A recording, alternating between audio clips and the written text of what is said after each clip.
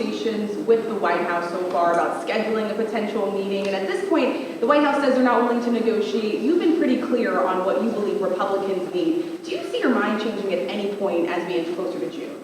No. It's very disappointing about the White House. Think for one moment, I don't think anybody in America would live this way.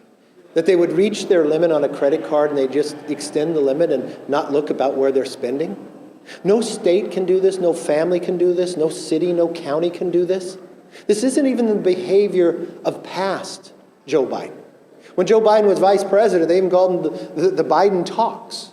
He praised the idea of negotiation together. I don't think anybody in Congress believes this as well. I think we have to be sensible and we have to be responsible. We have to have a responsible debt ceiling. I'm not saying never no to a debt ceiling. I'm just saying you hit $31 trillion, 120% of GDP. Your party has been in power for 4 years. You increased discretionary spending by 30%, $400 billion. I want to look the president in the eye and tell me there's not $1 of wasteful spending in government? Who believes that? The American public doesn't believe that. Our whole government is designed to have compromise.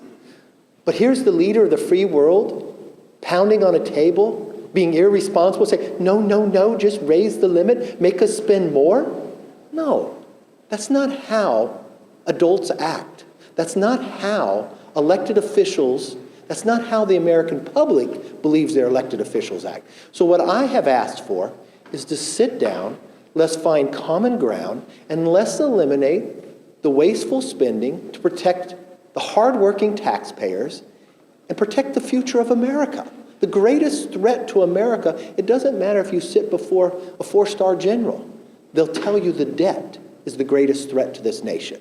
And for the president to say he wouldn't even negotiate, that's irresponsible. We're going to be responsible, we're going to be sensible, and we're going to get this done together. So the longer he waits, the more he puts the fiscal jeopardy of America up for grabs.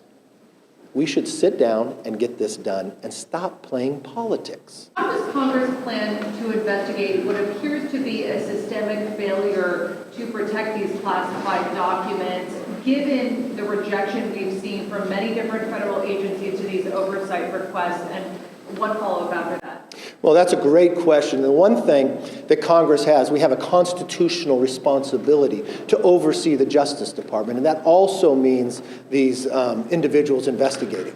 We have the constitutional power to do that, and we will. So they may decline now, but they cannot continue that. Look, the one thing I know as being a member of the Gang of Eight, at no time do I ever remove classified documents from the SCIF. What I'm finding now as we're learning more and more, here's President Biden. It's not classified documents just when he was vice president, but when he was senator. I'm not sure how a senator could ever move classified documents out of a SCIF. And how many years has he had it, and where's the protection? So there's a lot of questions to be answered. Who's been able to see this? And I don't think the president can sit back and continue to say, you know, they're secure, and I don't know who's been to the House. We know those documents are around, and we'll have the revelation today that Vice President Pence also had documents. He turned them over. What do you think? Do you think this is a systemic problem that executives? Well, I see there's a problem here. And I think what you find, what you had people, when Mike Pence found me, the first thing he did was provide him over. He's called Comer on the oversight and say, I want to work because I want to make sure this never happens again from any places. Unfortunately, the president, Biden, won't give us any information, and his is a little different. He's got classified document when he was a U.S. senator. I don't understand how that even transpires. I do not understand how a U.S. senator can take a classified document out of a SCIF if they're not stuffing it in their pants or somewhere else. I'm just not sure of that.